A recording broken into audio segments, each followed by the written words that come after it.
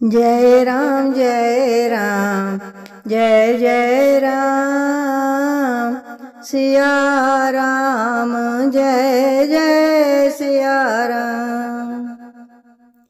श्री तुलसीदास जी कहते हैं, सभी स्त्री पुरुष और सखियों सहित सारा रनिवास प्रेम के विशेष वश हो रहा है। ऐसा लगता है मानो जनकपुर में करुणा और विरह ने डेरा डाल दिया है। जानकी जी ने जिन तोता और मैना को पाल पोस कर बड़ा किया था और सोने के पिंजरों में रखकर पढ़ाया था, वे व्याकुल होकर कह रहे हैं, वैदेही कहाँ है।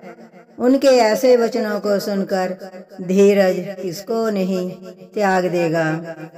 जब पक्षी और पशु तक इस तरह विकल हो गए, तब मनुष्यों की दशा कैसे कही जा सकती है। तब भाई सहित जनक जी वहां आए। प्रेम से उमड़कर उनके नेत्रों में जल भर आया। वे परम वैराग्यवान कहलाते थे, पर सीता जी को देखकर उनका भी धीरज भाग गया। राजा ने जानकी जी को हृदय से लगा लिया। ज्ञान की महान मर्यादा मिट गई। सब बुद्धिमान मंत्री उन्हें समझाते हैं, तब राजा ने विषाद करने का समय ना जानकर विचार किया। बारंबार पुत्रियों को हृदय से लगाकर सुंदर सजी हुई पालकियां मंगवाईं। सारा परिवार प्रेम में विवश है। राजा ने सुंदर मुहूर्त जानकर सिद्धि सहित गणेश जी का स्मरण करके कन्याओं को पालकियों पर चढ़ाया। राजा ने पुत्रियों को बहुत प्रकार से समझाया और उन्हें स्त्रियों का धर्म और कुल की रीति सिखाई। बहुत से दासी दास दिए जो सीता जी के प्रिय और विश्वास पात्र सेवक थे। सीता जी के चलते समय जनकपुरवासी व्याकुल हो गए। मंगल की राशि शुभ शकुन हो रहे हैं। ब्राह्मण और मंत्रियों के समाज सहित राजा जनक जी उन्हें पहुंचाने के लिए साथ चले। समय देखकर बाजे बजने लगे। बारातियों ने रथ, हाथी और घोड़े सजाए। दशरथ जी ने सब ब्राह्मणों को बुला लिया और उन्हें दान और सम्मान से परिपूर्ण कर दिया। उनके चरण कमलों की धूली सिर पर धरकर और आशीष पाकर राजा आनंदित हुए और गणेश जी का स्मरण करके उन्होंने प्रस्थान किया। मंगलों के मूल अनेक शकुन हुए। देवता हर्षित होकर फूल बरसा रहे हैं और अप्सराएं गान कर रही हैं। अवधपति दशरथ जी नगाड़े बजाकर आनंद पूर्वक अयोध्यापुरी को चले। राजा दशरथ जी ने विनती करके प्रतिष्ठित जनों को लौटाया और आदर के साथ सब मंगनों को मुलवाया। उनके गहने कपड़े, घोड़े, हाथी दिए और प्रेम से पुष्ट करके सबको संपन्न अर्थात बल युक्त कर दिया। वे सब बारंबार विरदावली कुल कीर्ति बखान कर और श्री रामचंद्र जी को हृदय में रखकर लौटे। कौशलाधीश दशरथ जी बार बार लौटने को कहते हैं, परंतु जनक जी प्रेमवश लौटना नहीं चाहते। दशरथ जी ने फिर सुहावने वचन कहे, हे राजन, बहुत दूर आ गए, अब लौटिए। फिर राजा दशरथ जी रथ से उतरकर खड़े हो गए। उनकी आंखों में प्रेम का प्रवाह बढ़ आया। प्रेमाश्रुओं की धारा बह चली। तब जनक जी हाथ जोड़कर मानो स्नेह रूपी अमृत में डुबो कर वचन बोले, मैं किस तरह बनाकर विनती करूं, हे महाराज, आपने मुझे बड़ी बड़ाई दी है। अयोध्या नाथ दशरथ जी ने अपने स्वजन समधि का सब प्रकार से सम्मान किया।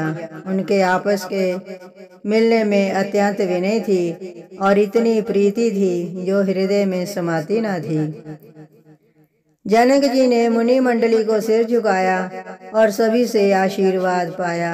फिर आदर के साथ वे रूप, शील और गुणों के निधान सभी भाइयों से अपने दामादों से मिले और सुंदर कमल के समान हाथों को जोड़कर ऐसे वचन बोले जो मानो प्रेम से ही जन्मे हों। हे राम जी, मैं किस प्रकार आपकी प्रशंसा करूं। आप मुनियों और महादेव जी के मन रूपी मानसरोवर के हंस हैं। योगी लोग जिनके लिए क्रोध, मोह, ममता और मद को त्याग कर योग साधन करते हैं, जो सर्वव्यापक ब्रह्म, अव्यक्त, अविनाशी, चिदानंद, निर्गुण और गुणों की राशि हैं, जिनको मन सहित वाणी नहीं जानती और सब जिनका अनुमान ही करते हैं, कोई तर्कन नहीं कर सकते, जिनकी महिमा को वेद नीति कहकर वर्णन करता है, और जो सच्चिदानंद तीनों कालों में एक रस सर्वदा और सर्वथा निर्विकार रहते हैं, वे ही समस्त सुखों के मूल। आप मेरी आँखों के विषय हुए। ईश्वर के अनुकूल होने पर जगत में जीव को सब लाभ ही लाभ हैं। आपने मुझे सभी प्रकार से बढ़ाई दी और अपना जन जानकर अपना लिया।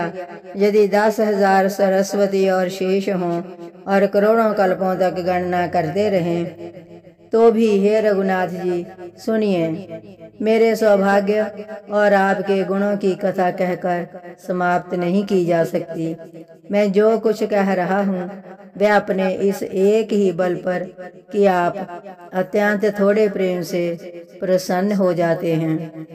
मैं बार बार हाथ जोड़कर ये मांगता हूँ कि मेरा मन भूल कर भी आपके चरणों को ना छोड़े। जनक जी के श्रेष्ठ वचनों को सुनकर जो मानव प्रेम से पुष्ट किए हुए थे, पूर्ण काम श्री रामचंद्र जी संतुष्ट हुए। उन्होंने सुंदर विनती करके पिता दशरथ जी, गुरु विश्वामित्र जी और कुल गुरु वशिष्ठ जी के समान जानकर ससुर जनक जी का सम्मान किया। फिर जनक जी ने भरत जी से विनती की और प्रेम के साथ मिलकर फिर उन्हें आशीर्वाद दिया। फिर राजा ने लक्ष्मण जी और शत्रुघ्न जी से मिलकर उन्हें आशीर्वाद दिया। वे परस्पर प्रेम के वश होकर बार बार आपस में सिर झुकाने लगे। बार बार जनक जी की विनती और बड़ाई करके श्री रघुनाथ जी सभी भाइयों के साथ चले। जनक जी ने जाकर विश्वामित्र जी के चरण पकड़ लिए और उनके चरणों की रज को सिर और आंखों में लगाया। हे मुनीश्वर सुनिए, आपके सुंदर दर्शन से कुछ भी दुर्लभ नहीं है। मेरे मन में ऐसा विश्वास है, जो सुख और सुजश लोकपाल चाहते हैं, परंतु जिसका मनोरथ करते हुए सकुचाते हैं। हे स्वामी, वही सुख और सुयश मुझे सुलभ हो गया। सारी सिद्धियां आपके दर्शनों की अनुगामनी अर्थात पीछे पीछे चलने वाली हैं। इस प्रकार बार बार विनती की और सिर झुकाकर और उनसे आशीर्वाद पाकर राजा जनक लौटे। डंका बजाकर बारात चली। छोटे बड़े सभी समुदाय प्रसन्न हैं। रास्ते के गांवों के स्त्री पुरुष भी श्री रामचंद्र जी को देखकर नेत्रों का फल पाकर सुखी होते हैं। बीच बीच में सुंदर मुकाम करती हुई मारे के लोगों को सुख देती हुई वह बारात पवित्र दिन में अयोध्यापुरी के समीप आ पहुंची। नगाड़ों और बाजों पर चोटें पड़ने लगीं, सुंदर ढोल बजने लगे, भेरी और शंख की बड़ी आवाज हो रही है, हाथी घोड़े गरज रहे हैं, विशेष शब्द करने वाली झांझें, सुहावनी डफलियां तथा रसीले राग से शहनाइयां बज रही हैं। बारात को आती हुई सुनकर नगर निवासी प्रसन्न हो गए। सबके शरीरों पर पुलकावली छा गई। सभी ने अपने अपने सुंदर घरों, बाजारों, गलियों, चौराहों और नगर के द्वारों को सजाया। सारी गलियां अर्गजे से सिंचाई गईं। जहां तहां सुंदर चौक पुराए गए। तोरणों, ध्वजा, पताकाओं और मंडपों से बाजार ऐसा सजा कि जिसका वर्णन नहीं किया जा सकता। फल सहित सुपारी, केला, आम, मौलसरी, कदम्ब और तमाल के वृक्ष लगाए गए। वे लगे हुए सुंदर वृक्ष पृथ्वी को छू रहे हैं। उनके मणियों के थाले बड़ी सुंदर कारीगरी से बनाए गए हैं। अनेक प्रकार के मंगल कलश घर घर सजाकर बनाए गए हैं। श्री रघुनाथ जी की पूरी अयोध्या को देखकर ब्रह्मा आदि सब देवता सिहाते हैं। उस समय राजमहल शोभित हो रहा था। उसकी रचना देखकर कामदेव का भी मन मोहित हो जाता। मंगल शकुन मनोहरता रिद्धि सिद्धि सुख सुहावनी संपत्ति और सब प्रकार के उत्साह मानो सहज सुंदर शरीर धर धर कर दशरथ जी के घर में छा गए हैं। श्री रामचंद्र जी और सीता जी के दर्शनों के लिए भला कहिए किसे लालसा न होगी। सुहागनी स्त्रियां झुंड की झुंड मिलकर चलीं, जो अपनी छवि से कामदेव की स्त्री रति का भी निरादर कर रही हैं। सभी सुंदर मंगल द्रव्य एवं आरती सजाए हुए गा रही हैं, मानो सरस्वती जी ही बहुत से वेश धारण किए गा रही हूँ।